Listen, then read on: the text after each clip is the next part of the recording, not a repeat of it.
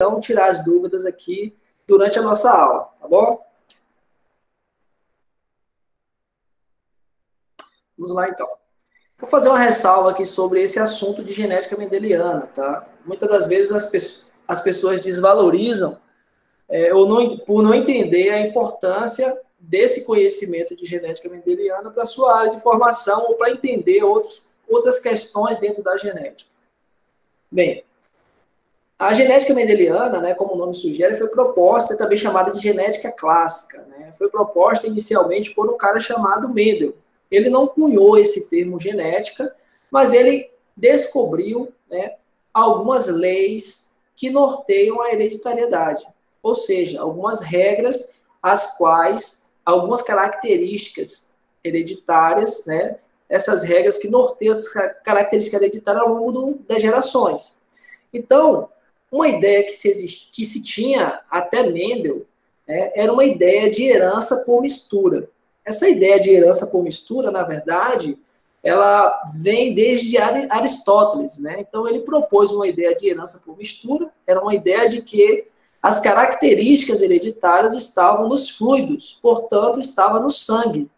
Já até comentei isso em sala, né? Que até hoje a gente utiliza essa ideia equivocada quando a gente usa o termo, né? Você é sangue do meu sangue, meu filho, né? Ou senão, quando a gente quer falar que uma pessoa herdou alguma característica de algum antepassado, diz que isso está no sangue. Na verdade, a gente sabe que não é no sangue, né, gente? Está no DNA, né, especificamente, tá? Então, quem derrubou essa ideia equivocada de que a hereditariedade estaria no sangue foi Mendel. Ele propôs uma ideia alternativa, uma teoria muito aceita que virou lei, né, de acordo com os pressupostos, é uma lei que se aplica a todos os organismos, tá? A gente vai ver aí a aplicação da genética mendeliana para vários traços em nós humanos, tá? Plantas, como ele mostrou, para outros organismos, micro-organismos, então a gente vai ter a aplicação da genética mendeliana para muitos organismos. Por isso ele propôs ideias, né, teorias que viraram leis, né? Então, uma aplicação quase universal, tá? Então, a ideia que Mendel propõe, né, nesse trabalho dele, é uma ideia chamada herança particulada, ou seja, é uma herança que mostra, né, que características que o indivíduo apresenta está armazenado ou está estocado ali em partículas. Mendel não conhecia DNA, cromossomo, mitose ou meiose. Ele não conhecia nada disso que você, aluno de psicologia, de genética e comportamento humano, já sabe. Ele propôs as ideias de hereditariedade pelo conhecimento que ele tinha dos cruzamentos, né? Ele era um botânico, então ele tinha muito conhecimento sobre alguns grupos de planta e também utilizando matemática. Então, utilizando a aritmética, foi possível ele chegar a essas conclusões que mais tarde foram comprovadas e corroboradas por outros estudos. Pessoal, dando feedback, eu estou falando rápido, está dando para entender, está tranquilo? Tá, ok. Peço desculpa por não ter disponibilizado aqui o link ainda da aula gravada da semana passada. Eu vou fazê-lo hoje, tá bom? Hoje, assim que terminar a aula, eu tento já disponibilizar para não esquecer, tá, Ellen? Por favor, no final da aula, você me lembra novamente. Porque tem muitas aulas aqui que eu preciso disponibilizar ainda. Eu não fiz, pessoal, porque às vezes eu tenho que fazer o seguinte, eu tenho que pegar a aula, só abrindo parênteses aqui, eu tenho que pegar a aula que vai ser encaminhada para o meu Google Drive, tenho que baixar e tenho que colocar em uma página minha, um canal que eu tenho no YouTube, para ficar fácil para vocês acessarem. Porque se eu compartilhar pelo Drive, eu tenho que compartilhar, tenho que liberar acesso, aí dá mais trabalho, eu prefiro botar no YouTube que fica mais fácil para vocês acessarem, tá? Então, eu vou, ao final da aula aqui, eu acredito que a gente não vai até 10h40, eu tento fazer isso, certo? Então, vamos que vamos. Vamos continuar aqui a nossa aula de genética mendeliana. Ok, já fiz essa introdução, né? Então, o conteúdo programático de hoje, né? As leis de Mendel e suas aplicações. Aqui eu vou começar falando da teoria cromossômica de herança para falar de Mendel. Por quê? Essa teoria cromossômica de herança foi extremamente importante para fazer um link entre o que vocês já viram de meiose, né, de genética até aqui, e os trabalhos de Mendel, que é uma ideia sobre herança. Por quê? Essa teoria chamada de teoria cromossômica de herança, também chamada de teoria Sutton-Boveri, exatamente por conta desses dois pesquisadores aqui, o Sutton, o Walter Sutton, e o Theodore Boveri. Eles propuseram uma ideia de que os genes caracterizados por Mendel estavam associados com estruturas celulares específicas, os cromossomos. Então, eles escreveram no trabalho, né, o comportamento das partículas de Mendel. Mendel chamou genes de partículas, ele não sabia o que era DNA, então ele falou que eram partículas. Durante a produção de gametas em ervilhas, era precisamente paralelo ao comportamento dos cromossomos da meiose. Esses caras estavam estudando meiose e viram que aquilo que Mendel descreveu como partículas, que hoje a gente sabe que são genes, né, ele propõe que os genes estão nos cromossomos. E aí vocês sabem, né, o comportamento dos cromossomos durante a meiose, porque foi assunto da nossa unidade passada, inclusive foi questão de prova. Lembrem lá, né, uma das questões da prova que a gente fez, discutiu na semana passada, que durante a anáfase 1, os cromossomos homólogos, eles se separam. A gente chama de processo de separação, de disjunção dos cromossomos. Esses cromossomos homólogos se separam e na anáfase 2 se separam as cromátides irmãs. Então, durante o processo de divisão celular, meiose, esses cromossomos homólogos se separam. Lembre de uma coisa, os cromossomos carregam os genes. Os cromossomos carregam os genes de forma linear. Então, você vai ter distribuído de forma linear no cromossomo os genes ali distribuídos. Então, aqueles genes que você recebeu do seu pai e o gene que você recebeu da sua mãe, quando você forma gametas, esses gametas aí vão carregar genes, apenas um representante de cada par. Por exemplo, se você recebeu o alelo azão do seu pai, que está no cromossomo do seu pai, obviamente, e o alelo azão da sua mãe, que vai estar no cromossomo que você recebeu da sua mãe. Na hora que você vai formar gametas, ou seja, vai formar um óvulo ou espermatozoide, pelo processo de meiose, acontece a separação desses cromossomos. E também, consequentemente, desses dois alelos. Então, o azão se separa do azinho, tá? Então, isso foi redescoberto, né, por esses dois pesquisadores aqui, tá? Então, é importante falar sobre isso, para vocês poderem fazer um link aí entre o que a gente falou na primeira unidade e o que a gente vai discutir agora. Até aqui tudo bem, gente? Tá tranquilo? Só um feedback aí, tudo certinho com vocês? O áudio tá chegando tranquilo, tá oscilando muito? Por favor, me dê um feedback aí, rapidinho.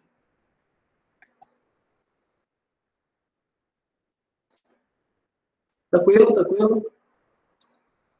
Ok. Ok. Ok. Eu até estou utilizando um fone de ouvido e um microfone aqui para ver se melhora o áudio, né? E estou usando a internet com cabo, mas está bom aqui, gente. Está com mais de 15 megabytes por segundo, então não é minha internet, não. Pode estar oscilando por conta da sua internet.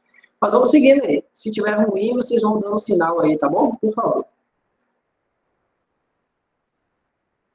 Eu vou disponibilizar também os slides, tá bom? Então ele vai estar disponível para vocês a partir dessa semana. Ok, Brenda, obrigado pelo feedback. Ellen, Rebeca, Vitória. Vamos lá. A teoria cromossômica de herança também tem a participação de um cara chamado Thomas Hunt Morgan. Ele estudava mosca da fruta, a Drosophila melanogaster, e ele descobriu que um gene que determinava essa cor de olho da mosca, tinha uma mosca de cor de olho vermelha, como vocês estão vendo aqui, que é a cor selvagem, e tinha uma mosca de cor de olho branco, né, que era um mutante. E aí eles descobriram que esse gene que determinava a cor de olho estava num cromossomo específico. Eles estavam estudando os cromossomos e viram uma associação direta entre a característica e o cromossomo. cromossomo e chegaram à conclusão que realmente era o cromossomo que carregava o gene. Então, o que a gente vai estar falando de Mendel aqui, vocês já sabem que são os genes que carregam as informações, e esses genes, que Mendel chamou de fatores ou partículas, estão nos cromossomos, tá bom? Então, cada cromossomo carrega milhares de genes. E os genes, como vocês sabem, estão aos pares, porque nós somos organismos diferentes. Aqui os pesquisadores responsáveis pela teoria cromossômica de herança, né? E aí vamos falar um pouquinho agora, né, sobre a genética mendeliana propriamente dita. Tá?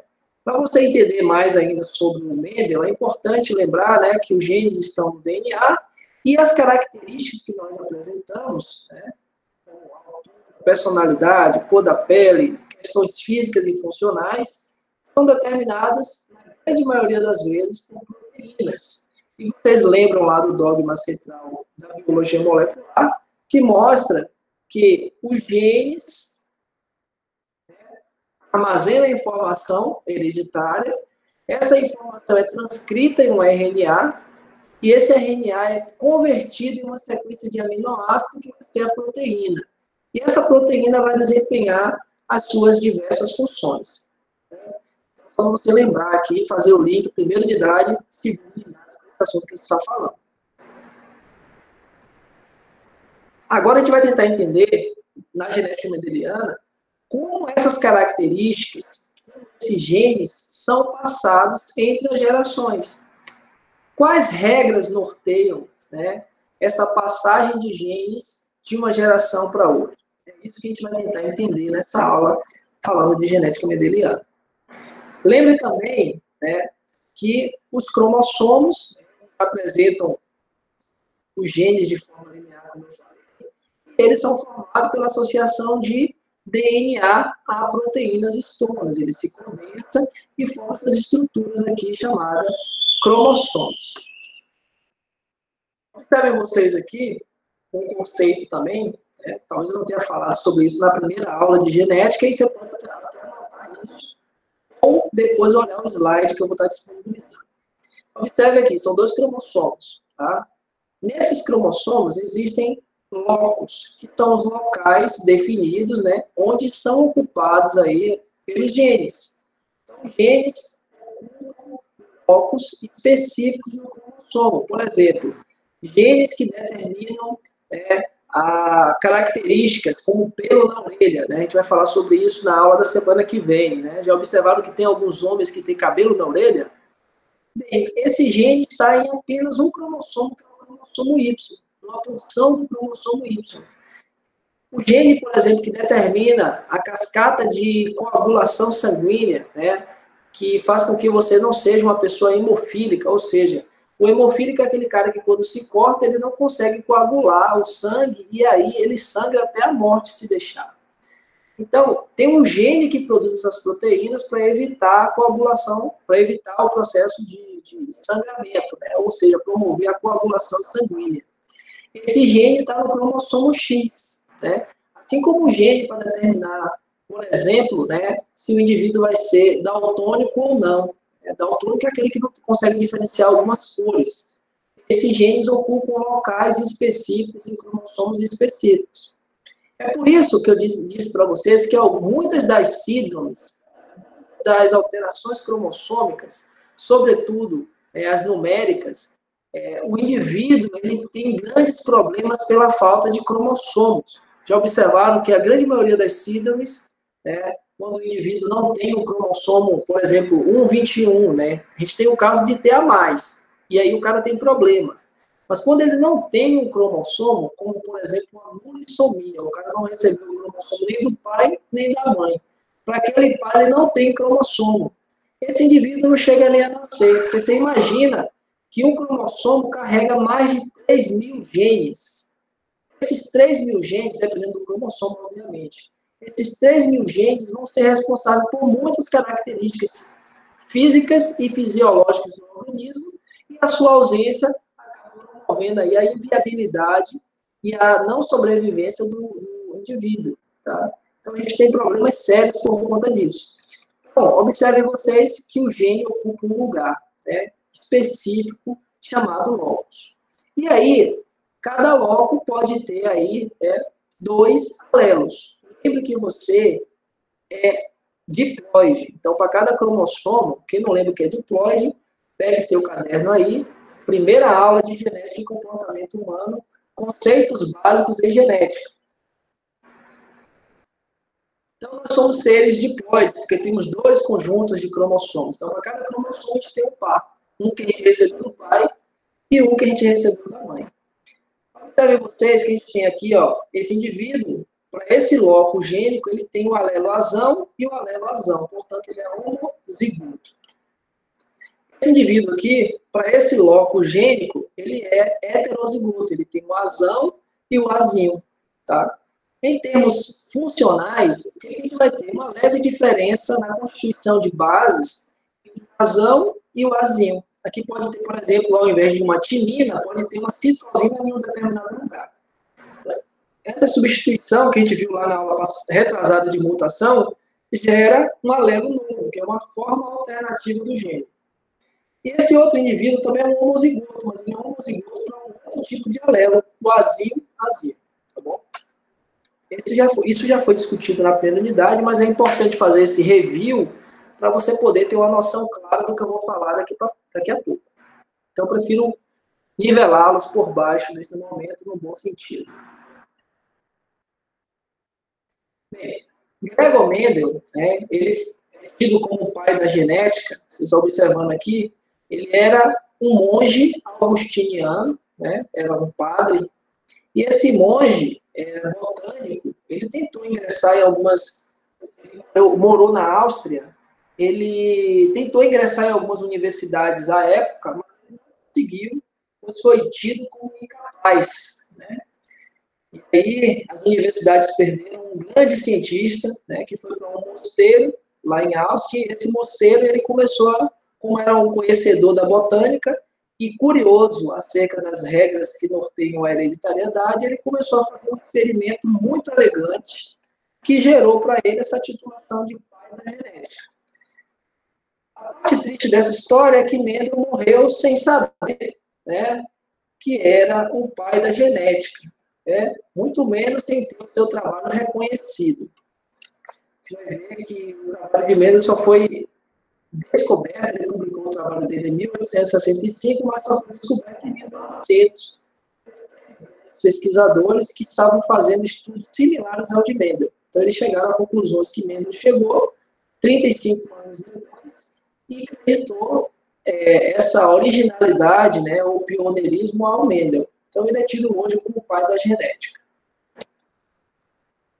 Gabriel falou que está oscilando muito aqui para ele. Está ficando oscilando o áudio.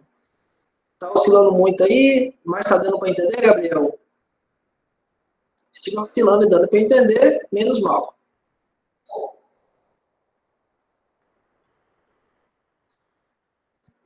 Está dando? Ok, beleza, cara. Vamos lá. Então, Mendel, ele, no trabalho dele, propôs que a transmissão dos caracteres hereditários era feita por meio de partículas ou fatores. Essas partículas ou fatores, você vai substituir esses termos por genes. Então, a transmissão das características era feita por genes que se encontravam nos gametas. Quando você produz um gameta, ele é haploide, ou seja, ele só tem um conjunto cromossomo. O seu gameta espermatozoide não tem 23 cromossomos, e o óvulo também 23, então ele carrega apenas um gene alelo, né, um gene para cada loco. Não se conhecia na época cromossomo nem processo de divisão mitose-meiose. Ele foi um pioneiro que desbravou utilizando aí, né, o conhecimento, né, de dedução e matemática. Então, a gente sabe que os fatores mendelianos hoje são genes. O conceito de gene você já tem também da primeira aula. O que Mendel, vocês sabem, ele utilizou uma ervilha, né, a ervilha de cheiro. Essa ervilha de cheiro foi utilizada por Mendel, né, ele teve um acerto, uma iluminação aí muito grande, para escolher esse organismo modelo, tá? Por quê? A ervilha, além de ser uma planta, né, que tem um ciclo de vida muito curto, né, produz uma prole muito farta. Você observe aqui, cada vagem dessa, a quantidade de sementes que tem, a quantidade de embriões que tem. Cada semente dessa, se você plantar, vai nascer uma nova plantinha, né? Então, ele escolheu essa planta pelo primeiro motivo de ser uma planta com ciclo de vida curto. Imagine vocês, se você quiser estudar hereditariedade, para saber como características são passadas de uma geração para outra, você vai utilizar um camundongo, um rato, ou vai estudar um elefante? Eu imagino que você não vai estudar um elefante, você não vai ter tempo para acompanhar a prole do elefante, né? Porque o elefante vai entrar na idade reprodutiva aos 30 anos e a gestação dele dura mais de 2 anos. Então, é muito melhor você estudar o rato, que a cada 2, 3 anos tem vários filhotes e um bocado de filhote. Mendel estudou ervilha exatamente por conta disso, porque se ele queria acompanhar as características ao longo de gerações, tinha que escolher um organismo que tinha um curto período, ciclo de vida, e também produzia uma quantidade grande de descendentes, para poder utilizar a matemática, né, e fazer os estudos. Além disso, as ervilhas tinham muitas características que podiam ser analisadas. Vocês estão vendo aqui a cor da semente verde. Tem ervilhas que a cor da semente é amarela, que a casca é verde ou amarela, que a textura é rugosa ou lisa. Também tem característica da planta ser alta, ser baixa, e aí vai ter... Ele estudou 15 características para essa espécie de planta. E, além disso, uma outra característica muito interessante é o fato das ervilhas produzirem flores que são hermafroditas. O que quer dizer isso, professor? Flores hermafroditas são flores que você vai ter na mesma estrutura aqui, reprodutiva, você vai ter estruturas femininas, que é o gineceu, e estruturas masculinas, que é o androceu. Então, ele poderia, por exemplo, deixar a planta se autofertilizar ou autofecundar, como vocês estão vendo nesse exemplo aqui, ou poderia manipular a planta, cortando as estruturas reprodutoras masculinas e ele promovendo o cruzamento. Ele poderia cruzar agora pólen dessa planta com essa planta de cá, para evitar a autofecundação. Então, ele poderia aí fazer a fertilização cruzada de forma artificial, certo? Então, mais um motivo pelo qual ele usou a ervilha de cheiro. A primeira coisa que Mendel fez, além de fazer uma escolha muito acertada do organismo modelo, tá? Ele também utilizou, ele fez também canteiros e obteve linhagens puras. O que seria linhagens puras, né? A gente usa esse termo para animais também, né? Você fala, esse cavalo é sangue puro, né? Sangue ainda não... Eu não gosto desse termo sangue, não, porque novamente leva àquela ideia equivocada de herança, né? Mas quando a gente usa o termo sangue puro, né, linhagem pura, é por conta de que se você cruzar aquela raça com outro indivíduo da mesma raça, sabe que vai nascer um indivíduo daquela raça, né? Você sabe disso, porque o indivíduo é puro, né? Então, Mendel obteve linhagens puras, ou seja, ele obteve linhagens que a flor era sempre branca, obteve linhagens que a flor ali sempre nascia daquele canteiro, flores, plantas com flores púrpuras, se não, cor de semente amarela, cor de semente verde. Então, ele obteve linhagens puras. Por que linhagens puras, professor? Porque ele poderia, conhecendo, né, que aquelas linhagens eram puras, ele poderia agora fazer cruzamentos e analisar os descendentes, né? Se você cruza alguma coisa que é misturada, né, que não é puro, você não sabe o que esperar dos descendentes. Então, ele fez, de forma acertada, aí, né, canteiros com linhagens puras. E aqui são algumas características que Mendel analisou. Forma da semente, lisa ou rugosa, cor da semente, amarela ou verde. Ele sempre pegou características que tinham aí, que eram dualistas, né? Então, tinha características cinza, branca, forma da vagem, inflada, comprida. Foram 15 características. Não vou trabalhar e discutir todas elas, porque não é essa aula. Vou pegar apenas essa daqui, que é a cor da semente, para a gente poder entender. Os resultados obtidos similar, né, foi igual para todas as características. As regras se estenderam para todas. ele fez os cruzamentos, né? Segundo passo. Ele cruzou lá a púrpura com branca, né? A cor da flor, e aí obteve a linhagem púrpura. Sempre nascia púrpura. Cruzou lá a planta amarela com verde, né? Semente verde, e sempre nascia plantas amarelas. Ele foi fazendo os cruzamentos e observando o que acontecia na geração seguinte. Qual característica sobrepôs, né? Se sobrepôs, qual característica foi mascarada, né? O que acontecia quando cruzava a F1 com a F1, então os cruzamentos. As regras. Vamos pegar aqui a cor da semente. Então, ele obteve linhagens puras. Quando a gente diz linhagem pura, quer dizer que os indivíduos são homozigotos, tá, gente? Quando eu digo que a linhagem é pura, é porque ela é altamente homozigota. Deixa eu ver, falar alguma coisa aqui. Ok, beleza. Sobre linhagem pura. Vou repetir aqui, Breno. O que é linhagem pura? Imagine você aqui, Breno. Você tem uma planta ali que tem sementes amarelas. Né? O que você faz? Para obter linhagens puras dessa semente amarela e garantir que sempre que você cruzar amarelo com amarelo vai nascer amarelo, você precisa fazer isso por várias gerações. Esse canteiro aqui, ele manteve por mais de 40 gerações de autofertilização. Então, ele permitia que as plantas se autofertilizavam. Vamos imaginar assim, tá? Sempre se autofertilizava. O que nascia aqui era sempre amarelo, semente amarela. Se nascesse uma semente verde, o que ele fazia? Retirava daí, para garantir que todas as plantas desse canteiro aqui eram puras. Portanto, 100% das vezes que ele cruzasse uma planta desse canteiro com uma outra planta desse mesmo canteiro, nasceria sempre amarela. Então, ele obteve linhagens puras. Em termos genéticos, a gente já sabe que as linhagens puras são homozigotas. Ser alelo Vzão, Vzão. E o de cá, alelo Vzinho, Vzinho. Certo? A primeira geração eu chamo de geração parental. O que é geração parental? É a geração dos pais. Tá? É o primeiro cruzamento, ele está cruzando linhagem pura com linhagem pura. A geração que foi gerada a partir dessa, né, ele cruzou plantas com as características com plantas com as características, amarela com verde, e obteve a geração F1. Aí você pode perguntar, professor, por que F1? É Fórmula 1? Não.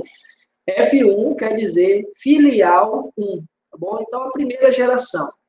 O que ele obteve na primeira geração? 100% das plantas. Se ele tivesse obtido aqui 300 sementes, as 300 sementes eram sempre amarelas. Tá? Então, a primeira lei de Mendel foi baseada exatamente nisso aqui.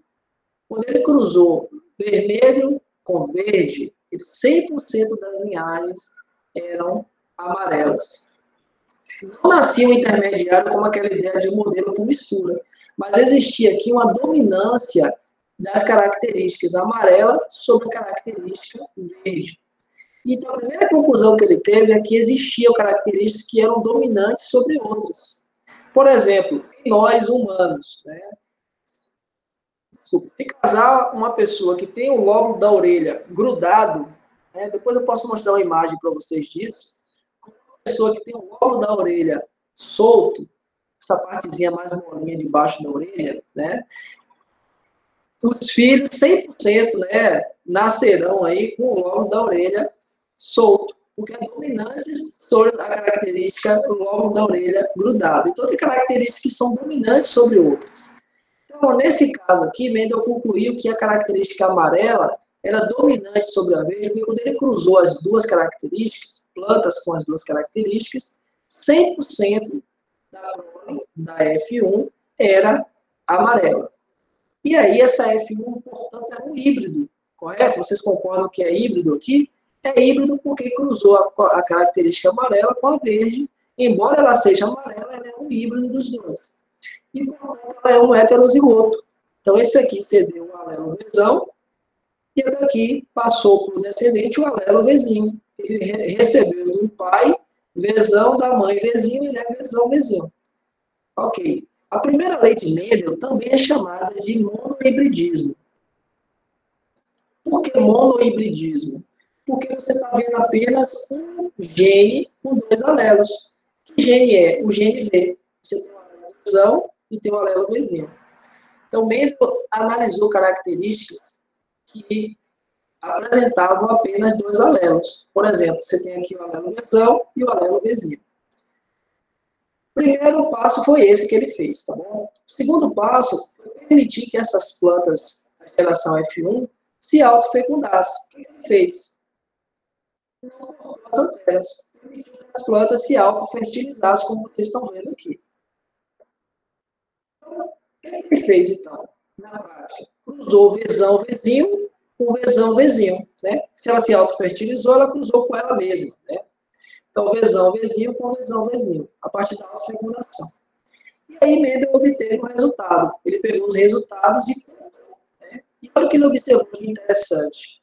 A característica a verde apareceu novamente na geração F2. Na geração filial 2 apareceu novamente a característica verde. Mas ele obteve essa característica verde em uma proporção muito menor. Ele obteve a proporção de 3 amarelas para 1 verde. Então, vamos imaginar que ele tenha obtido 400 sementes desse cruzamento aqui. 400 sementes, dessas 400, 300 eram amarelas e 99 era verde. A proporção é 3 para 1. Por que não 100, professor? Porque a proporção não precisa necessariamente ser 300 para 100. Poderia ser 301 para 299? Poderia, não vai mudar nada, porque é proporção. Tá bom, gente? Ele obteve a proporção sempre de 3 para 1. Tá bom? Obviamente, não era coisa muito longe disso. Era sempre próximo a 3 para 1. Ele obteve isso para todas as características que ele analisou. As 15 características apresentavam dominância, e quando ele cruzava esses híbridos, obtia que a característica dominante, obtiu a característica dominante na proporção de 3 vezes, na proporção de 1 vez, a característica verde. Amarelo para verde.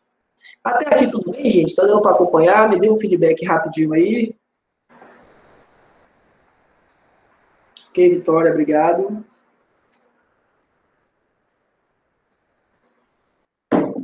Beleza, Gabriel.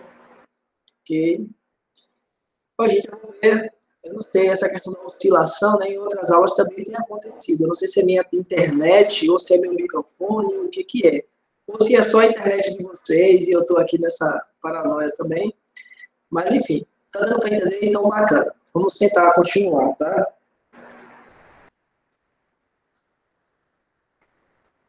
A partir desses resultados, a gente pode analisar também sobre outra ótica, tá?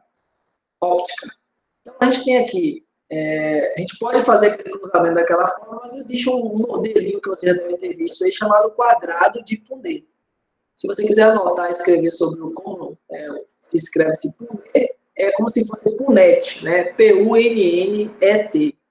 Esse quadrado de Punnett, o que a gente faz? A gente faz para saber o que esperar de um cruzamento. Então, você tem esse indivíduo aqui, Vzão, Vzinho, para acasalar ou cruzar com o Vzão, Vzinho. O que eu posso esperar da minha F2? É isso aqui que a gente faz. Substitua aqui V por Y, tá? Só isso, é a mesma coisa. A letra aqui é indiferente, poderia ser Z, não faz diferença. Então, Yzão, Yzinho com Yzão, Yzinho. Então, os gametas que cada um produz.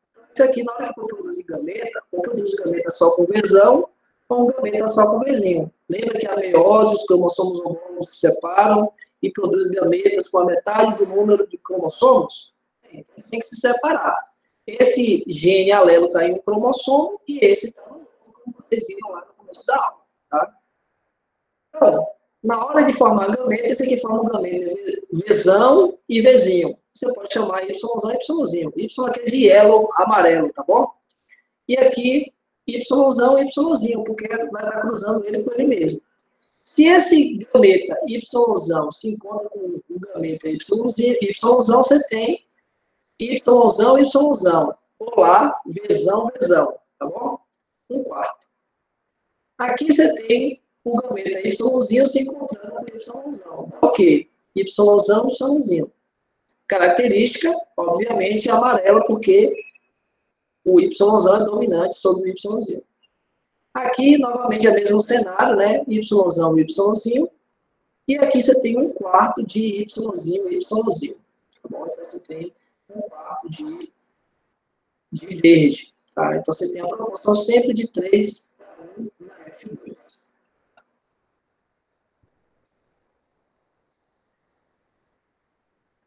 Ele elaborou teorias que ficaram conhecidas como as leis de Mendel. Né? Embora o desenvolvimento da genética tenha demonstrado que nem sempre essas leis são seguidas, né, elas não deixam de ser importantes. Bem, queria que você anotasse aí, por favor, se tiver com papel e caneta aí, anote algumas características as quais as leis de Mendel não se aplicam. Tá? A gente vai ver que elas se aplicam quando se tem algumas premissas, tá? E se não tiver essas premissas, essa lei de Mendel não se aplica. Então, vamos lá. As leis de Mendel se aplicam apenas a organismos que, em algum momento da vida, realizem reprodução sexuada. Novamente, as leis de Mendel vão se aplicar a organismos que, em algum momento da vida, realizem reprodução sexuada, ou seja, precisa produzir gametas via meiose. Então, se for um organismo que nem a bactéria, que faz fertilização aí, né, mitose, por exemplo, né, fissão, essas leis não vão se aplicar. Então, ela se aplica em organismos que realizem reprodução sexuada. Além disso, as leis de Mendel também se aplicam a organismos que sejam diploides, ou seja, tem que ser diploide e tem que realizar meiose. Ok? Duas características. Terceira característica, as leis de Mendel se aplicam para genes que têm 2 alelos e que têm a dominância completa entre eles. Vou repetir novamente. As leis de Mendel se aplicam à primeira característica. Tem que se reproduzir sexuadamente, ou seja, tem que fazer meiose. Então, meiose é a primeira característica. Segundo, ser diploide, ou seja, o indivíduo tem que apresentar 2 conjuntos cromossômicos. Beleza? Terceira característica, o indivíduo tem que existir entre esses 2 alelos, né, para 2 alelos apenas, para genes com 2 alelos. E esses genes de 2 alelos tem que haver dominância completa entre eles. Então, Mendel teve a sorte de pegar a ervilha, que era diploide, tá? Só para você ter noção, boa parte das plantas não são diploides, são tetraploides, né? Poliploides, portanto. Mendel teve a sorte de pegar a planta que era diploide, que é a ervilha de cheiro. A planta realizava meiose para reprodução, né? Então ela se reproduzia de forma sexuada. Ele escolheu 15 características e todas as 15 características eram determinadas por apenas um gene, e esse gene tinha 2 alelos. E esses alelos existia dominância completa entre eles, ou seja, o Vzão era dominante sobre o Vzinho, tá? Então, sob essas premissas, as leis de Mendel se aplicam para qualquer organismo, sobre qualquer momento, né? Essas leis vão se aplicar. Ok, gente? Isso aí? Tranquilo?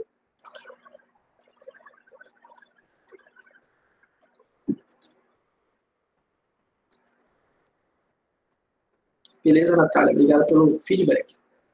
Vamos lá.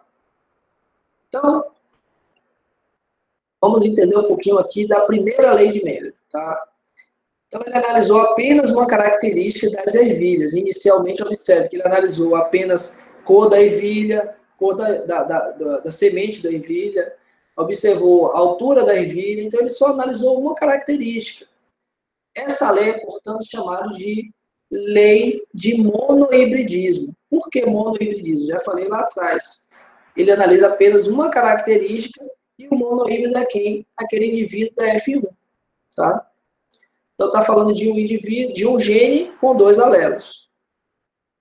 É chamada de lei da pureza dos gametas, lei da segregação dos caracteres. Tá?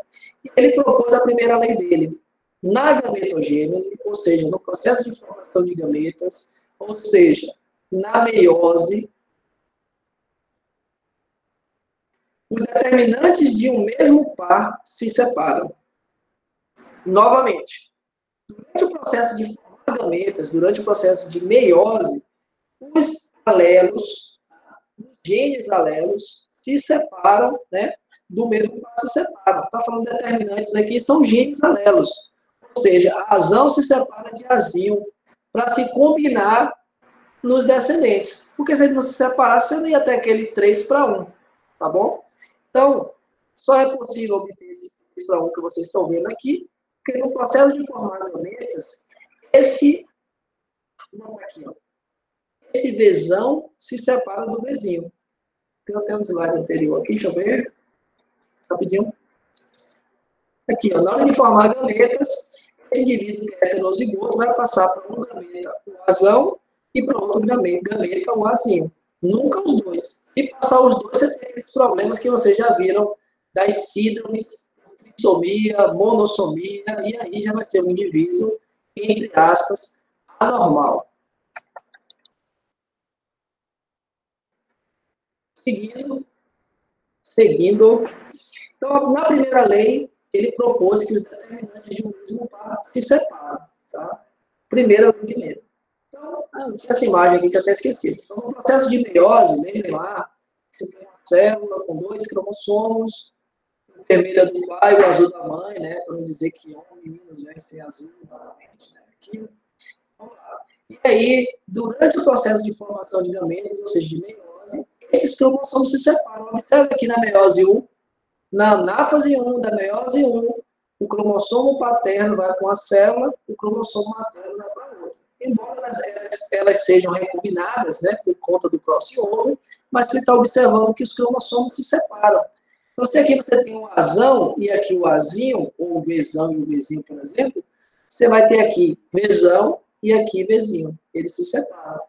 E aí você vai formar células que têm a metade do cromossomo que com os gametas separados.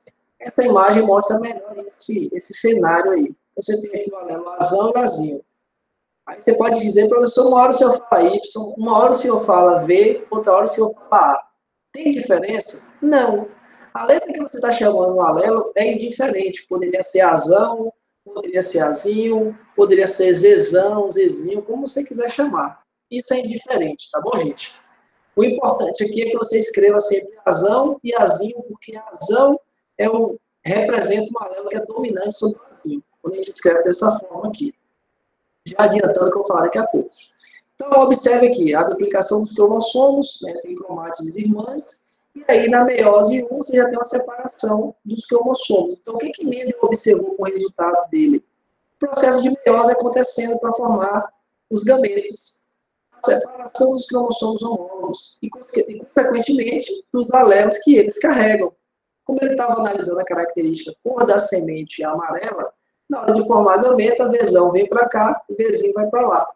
E nos descendentes, se combina de acordo com aquele quadrado de Poulet que você aprendeu agora há pouco. Até aqui, tudo bem?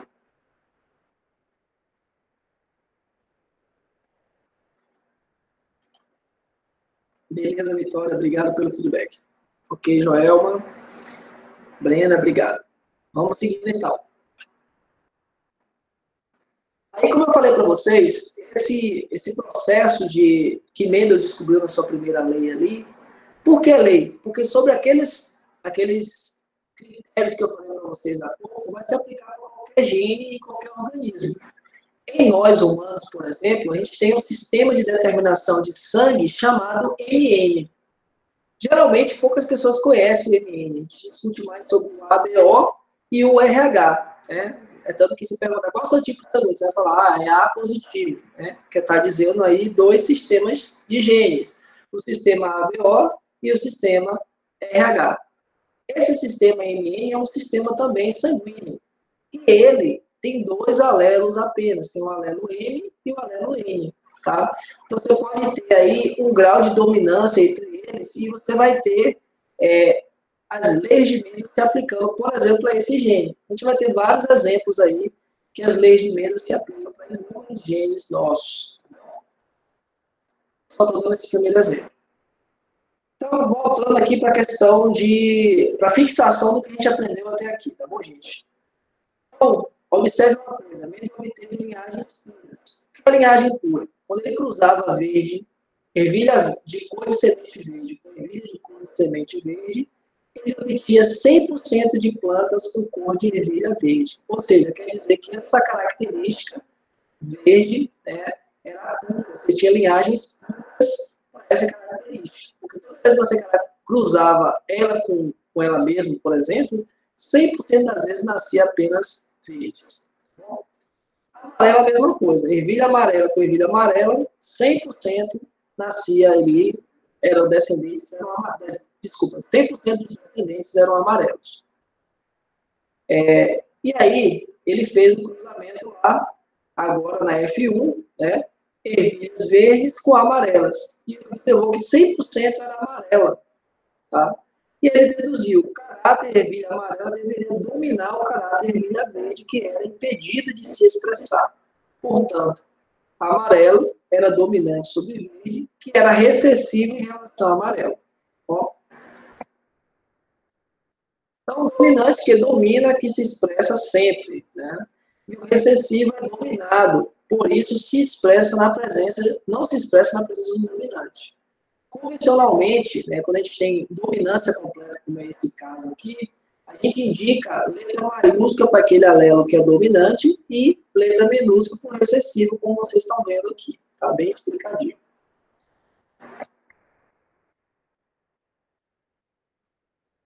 Então, que cada característica é determinada por um par de genes, herdado de cada genitor. Né? Por um par de genes e cada genitor contribuía com um desses alelos, né? As ervilhas têm dois genes dominantes, azão, dois genes recessivos, azinho, um recessivo e um dominante. E aí a gente já sabe que quando dois genes iguais, né, dois alelos iguais, a gente chama de homozigoto. Heterozigoto é quando a gente tem dois genes alelos diferentes, azinho, tá bom? Vale também fazer novamente um lembrete sobre a nossa primeira aula, né? Genótipo, né, é a combinação desses genes alelos. Então, a gente está falando de genoma genético. Fenótipos são as características observáveis. Né? A partir da combinação de azão com azil, você tem o fenótipo que é amarelo, né? Se estivesse falando da cor da ervilha lá. Tá? E o genótipo, azão. Fenótipo, característica observável. Genótipo, constituição de genes. Então, já falei sobre isso aqui, né? A geração filial 1, a geração parental, né? Vou passar rapidamente por isso aqui, porque eu já falei.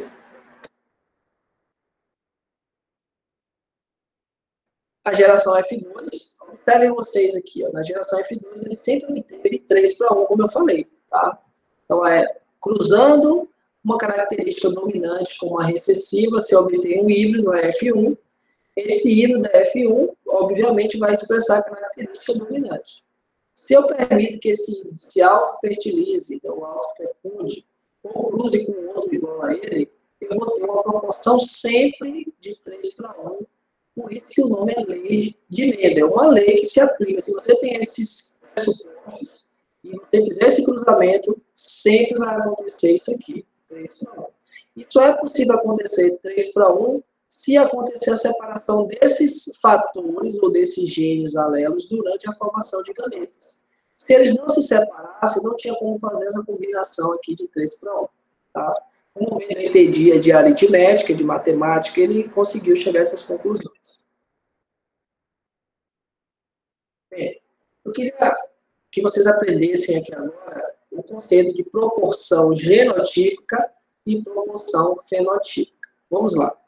O que é proporção genotípica? É a proporção de genótipos que a gente observa. Olha aqui. Os genótipos, né, bem redundante falar assim, né? O genótipo que eu tenho aqui é azão, o genótipo azão, e azão, que é a mesma coisa de azão. Nesse caso aqui, a ordem do fator não altera o produto, tá? Oi, alguém está falando aqui, pedindo para entrar. Ok. Então, o que eu tenho de proporção genotípica? 1:2:1.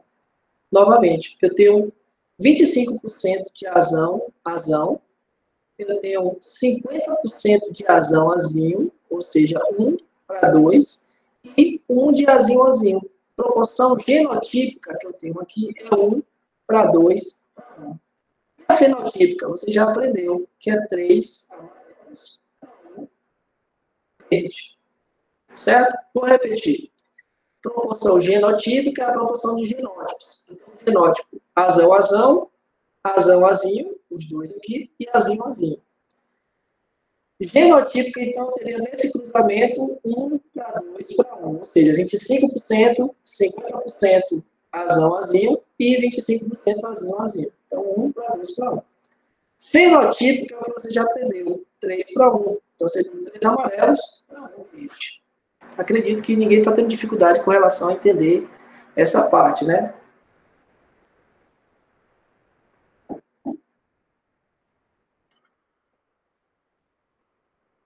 Então, a proporção fenotípica tinha lá 75% amarela, 25% verde, 3:1. Proporção genotípica, 25, 50, 25, que quer dizer 1:2:1, certo? Então, para diferenciar a proporção fenotípica de genotípica.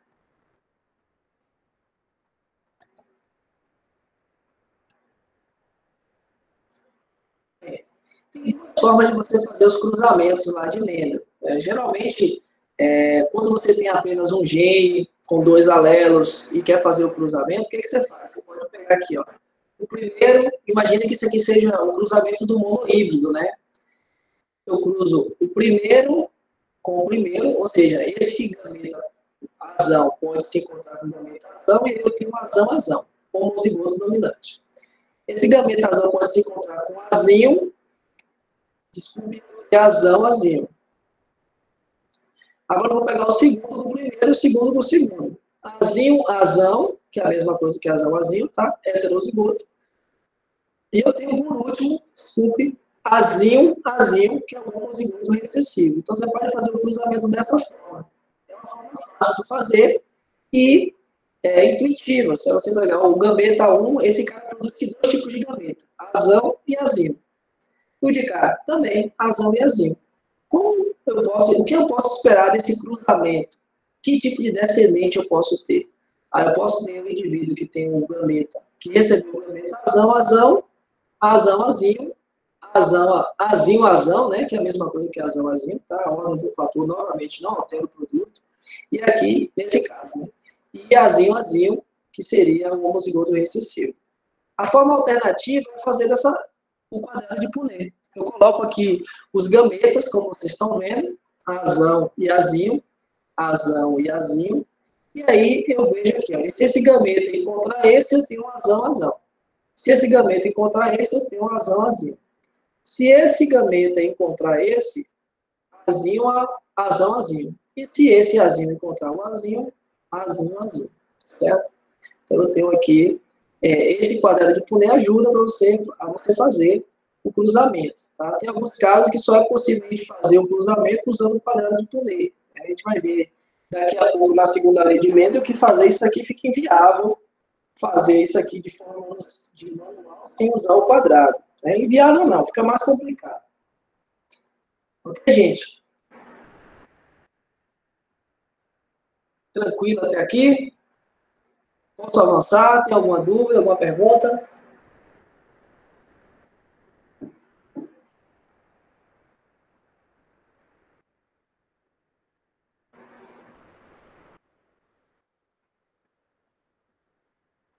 Alguém aí? Vocês estão assistindo o Big Brother ainda?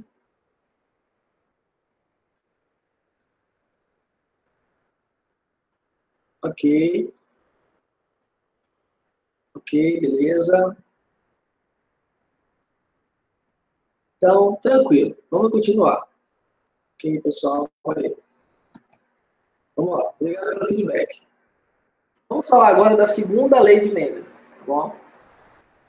Na segunda lei de Mendel, ele propôs a segunda lei baseado em uns experimentos, agora cruzando, né, duas características. Uma, ele estava analisando de duas em duas características. E ele elaborou a segunda lei, que agora é chamada de dihibridismo. Por quê? Ele está analisando um indivíduo que tem, analisando dois genes de um indivíduo que tem dois alelos. Então, você está analisando agora Vzão, Vzinho e Rzão, Rzinho, por exemplo. Está analisando de duas em duas características. Né? O conhecimento e entendimento dessa lei é muito importante para a solução de vários problemas de genética. Inclusive, tem uma questão extremamente interessante que eu vou colocar para vocês responderem para até a semana que vem sobre tipo sanguíneo. Né? Por exemplo, os tipos sanguíneos aí, existe dominância, grau de dominância entre eles. Por exemplo, se você for A, e sua esposa for A ou vice-versa, e vocês forem heterozigotos, dá para saber o que esperar desse casamento de vocês. E aí, vocês podem, utilizando a segunda lei de Mendel, além de estimar a possibilidade ou a probabilidade de seu filho ser, por exemplo, A, dá para saber se ele vai ser A positivo ou negativo de acordo com o que vocês são em relação ao fator RH. Então, tem uma questão bem interessante que a gente vai tentar, vou encaminhar para vocês, e na semana que vem a gente vai discutir sobre essa questão. Então, a segunda lei de Mendel permite a gente resolver alguns problemas bem interessantes aí em genética e também em comportamento. Vamos aqui.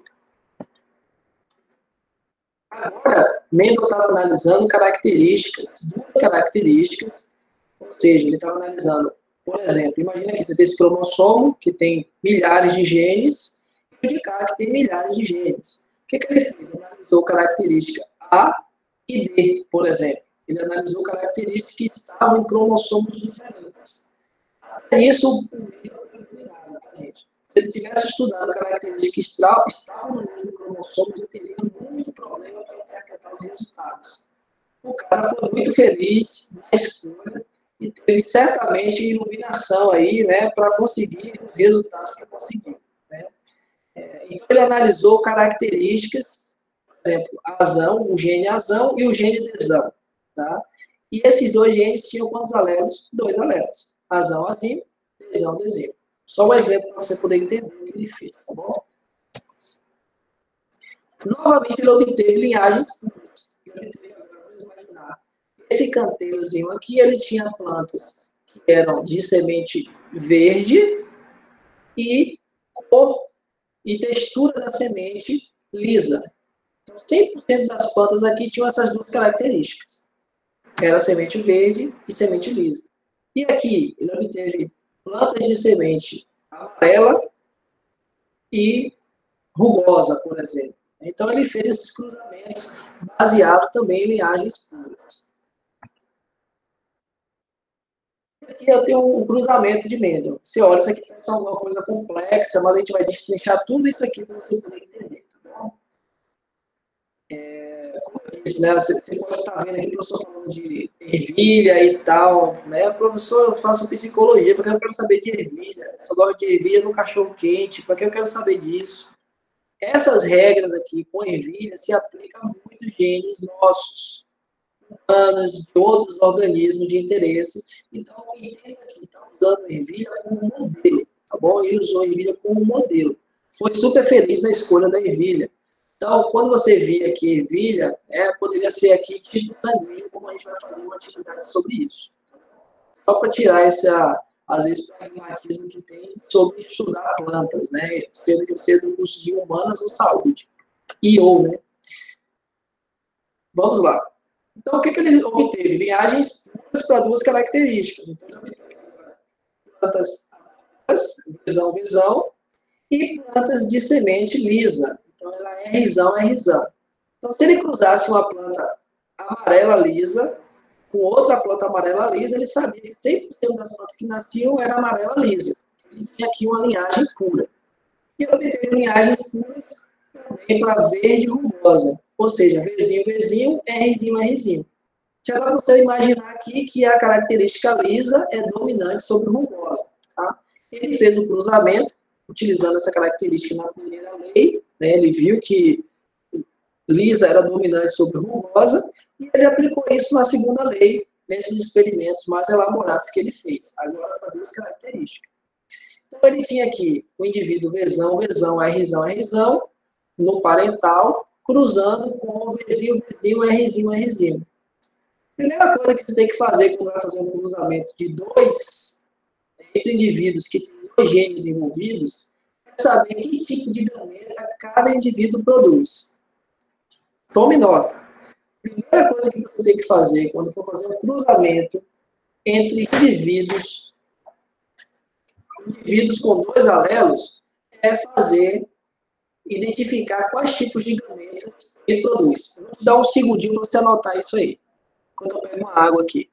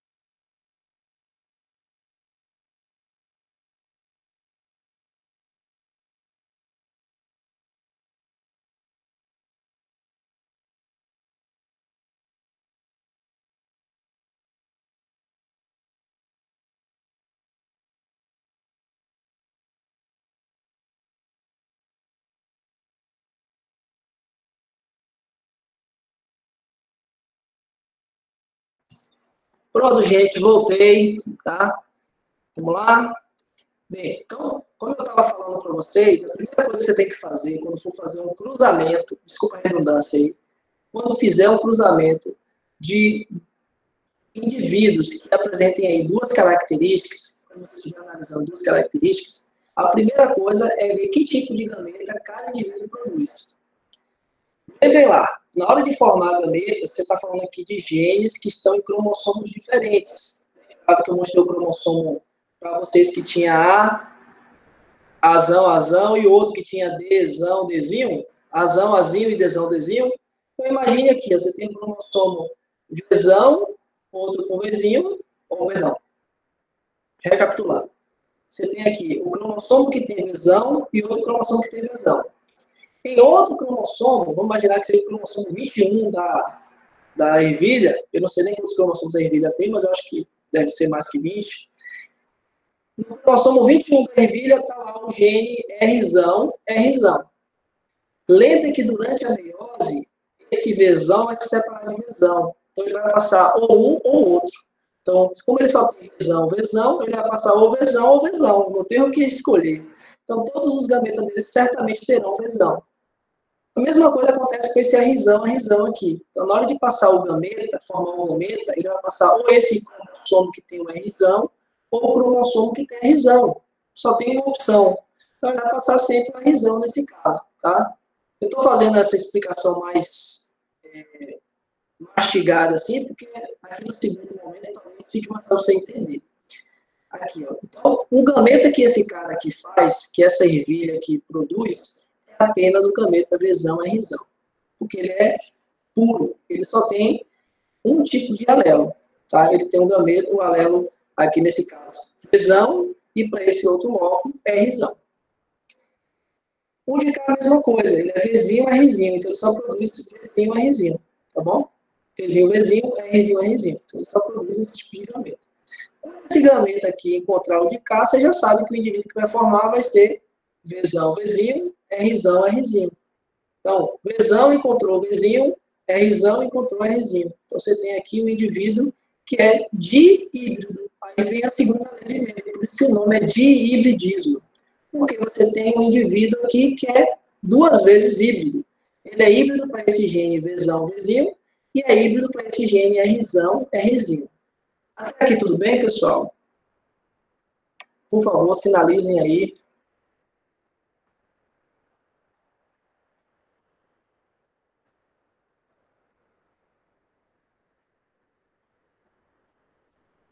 Olha o William querendo saber se eu fiz alergia. Ai, William. Ok, pessoal, bacana? Vamos lá. Então, o que ele fez nesse cruzamento? Obteve a F1 100% amarela lisa. Por que 100% amarela lisa? Porque amarelo é dominante sobre verde e liso dominante sobre rugoso. Então, todos os descendentes, se produzisse aqui 1000 sementes, as 1000 sementes teriam essa característica. Amarela lisa. Pronto, então a F1. O próximo passo agora é fazer com que essa F1 ocorra, que nem a primeira lei lá, a autofecundação. Então, ele permitiu que essas plantas aqui se autofecundassem. Vzão, Vzinho, Rzão, Rzinho, cruzasse com ela mesma, como você está vendo aqui. E aí, eu tenho agora a formação de gametas distintos. Isso é muito importante. Eu vou até dar a dica para vocês que isso é uma questão de prova. Tá bom? Então, se atente bastante a isso aqui, que se você entender isso, você vai se dar muito bem também nessa segunda unidade. Vamos lá. Então, quais tipos de gameta essa planta produz? Esse Vzão, Vzinho, Rzão, Rzinho produz. Que tipo de gameta produz? Então, vou fazer? Combinar sempre primeiro com primeiro. Então, vai ser Vzão, Rzão, é um tipo de gameta, tá?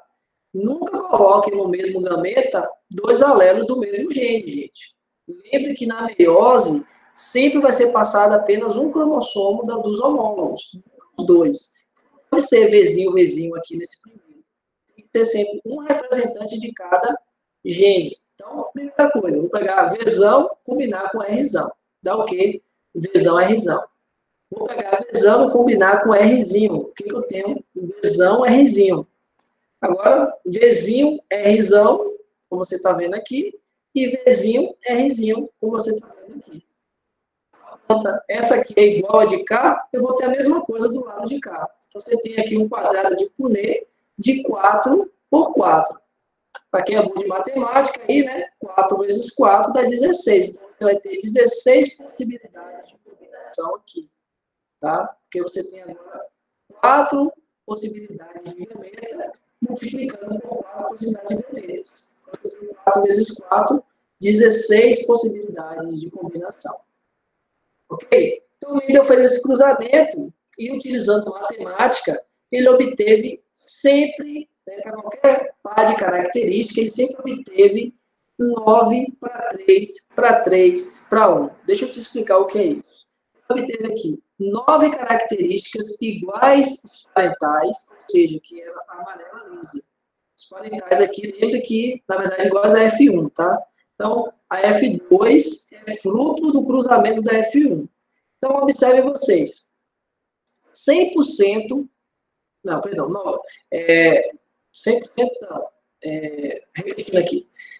A proporção de 9 indivíduos aqui tinha a características iguais ao do parental F1 aqui, ou seja, dos indivíduos que deram origem a eles. Conte aqui comigo, ó. 1, 2, 3, 4, 5, 6, 7, 8, 9. 9 de 9 dessas plantas, dessas sementes aí, tinha a cor amarela lisa. Vou repetir um pouquinho aqui, vamos lá.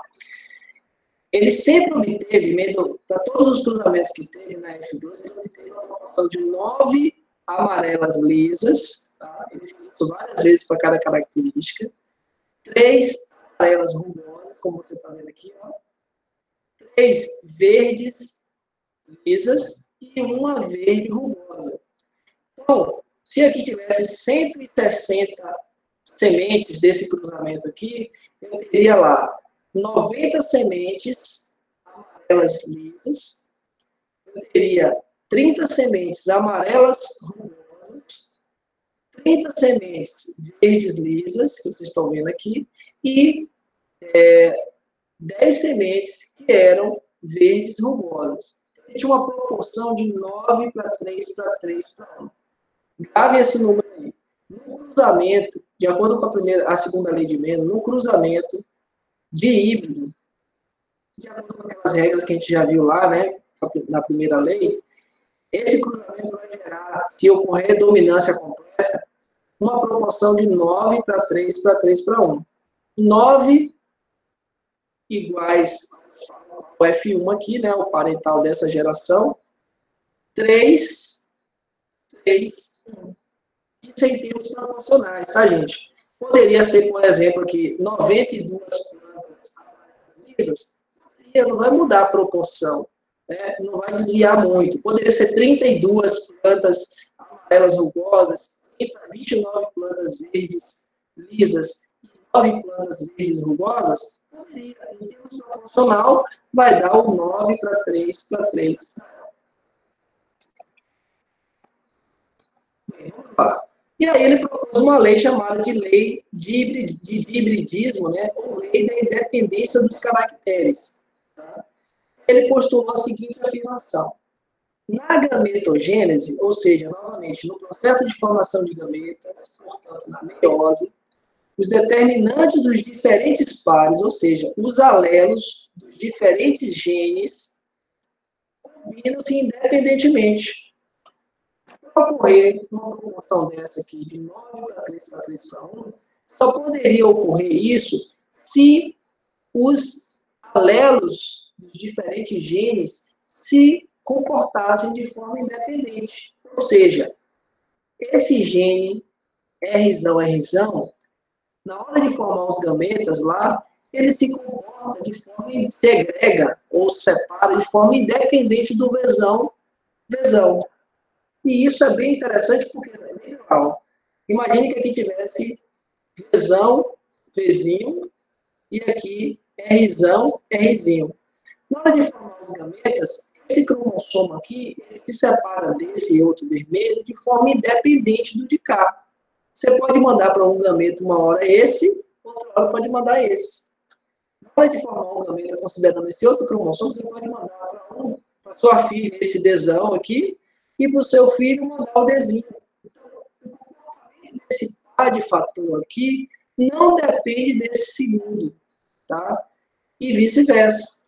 Foi isso que Mendel observou em termos proporcionais no resultado dele. Então, ele propôs e postulou essa lei aqui, que durante a gametogênese, os determinantes dos diferentes pares de alelos, portanto, se combinam independentemente, porque eles se separam independentemente. Então, a combinação na prole é independente. Vou explicar um pouquinho mais isso na frente aqui. O Mendel percebeu que a característica lisa era dominante sobre a característica rugosa, que era recessiva. Né? Ele já sabia isso pela primeira lei. As ervilhas poderiam ser lisas e amarelas, como vocês viram lá, né, que era a proporção de 9, amarelas rugosas, que era a proporção de 3, verdes lisas, que era a proporção de 3, e verde rugosa, que era a proporção de 1. A ervilha amarela era dominante sobre a verde, que era recessiva. Então, eu obteve lá aquela proporção. O que significa, gente, esse 9 para 3 para 3 para 1? Tá? 9 para 3 para 3 para 1. O que significa isso? Eu tenho aqui 9/16 avos, né? Isso é a fração, tá? De amarelas lisas. Tenho 3/16 avos de amarela rugosa. Eu tenho 3/16 avos de verde lisa e 1/16 avos, né, representando o total aqui, de verdes rugosas. Quem entende um pouquinho de binômio aí, né, já teve matemática aí no ensino médio, vai saber que a multiplicação desses dois binômios aqui vai dar esse 9 para 3 para 3 para 1. Observe aqui. 3 vezes 3, 9. 3 vezes 1, 3. 1 vezes 3, 3. 1 vezes 1, 1. Usando matemática, Mendel chegou à conclusão que a segregação de 3 para 1 daquele verde, amarelo e verde que vocês viram na primeira lei, e de rugoso e liso, Na verdade, esse 9 para 3 para 3 para 1 era uma combinação independente de 3 para 1 da primeira característica com 3 para 1 da segunda característica. Conclusão, a característica verde, amarela, segregava de forma independente daquela lisa rugosa. Era duas combinações de 9 para 3 para 3 para 1. Na verdade, era duas combinações de 3 para 1. Então, por isso que ele propôs que só seria possível encontrar esse resultado se ocorresse uma segregação independente daqueles genes que estavam sendo analisados. Embora ele analisou os pares de genes, esses genes se comportavam de forma independente. E aí eu peço que você anote uma outra observação sobre a segunda lei de Mendel. Segunda lei de Mendel, ela só se aplica, além daquelas características que eu falei da primeira lei, só se aplica a genes que estão em cromossomos diferentes. Novamente, esse 9 para 3 para 3 para 1, você só vai encontrar com o cruzamento de híbrido, como está aqui, se e somente se esses genes estiverem em cromossomos diferentes. Quer dizer isso, professor? Quer dizer isso aqui, ó. Somente se os genes estiverem em cromossomos diferentes. Por exemplo, se eu estiver analisando azão, azinho, desão, desinho, eu posso encontrar aquela proporção de 9 para 3 para 3 para 1. Agora, se eu estivesse analisando A e B, com certeza eu não ia encontrar aquela proporção, porque o que acontece? A e B são o mesmo cromossomo. Todas as vezes que eu passasse o cromossomo com A, B iria junto. Toda vez que eu passasse Azinho, Bzinho iria junto. Então, não teria essa proporção de 9 para 3 para 3 para 1. Isso só acontece, a segunda lei de Mendel só se aplica para genes que estão em cromossomos diferentes. Novamente, só se aplica para genes que estão em cromossomos distintos. Isso, a nossa aula de hoje, né, primeira e segunda lei de Mendel. Agora a gente tem umas questões aqui para vocês poderem responder. Eu vou postar essas questões. Se vocês tiverem dúvida, pode postar aqui também agora, ligar o microfone e falar rapidinho. E é isso, pessoal. Vou passar para vocês aqui o questionário. Para não dizer, o professor vai ficar pesado, não sei o que, fazer isso durante a semana. Utilizem o restante da aula para começar, pelo menos, esse questionário, porque na semana que vem a gente vai retomar a partir dele. Né? É muito importante que você faça o questionário para fixar o conhecimento que você adquiriu agora. Se deixar para fazer daqui a uma semana, um mês ou antes da prova, eu acho que a gente pode ter dificuldade. E aí, pessoal, tudo certo? Posso encaminhar o questionário para vocês?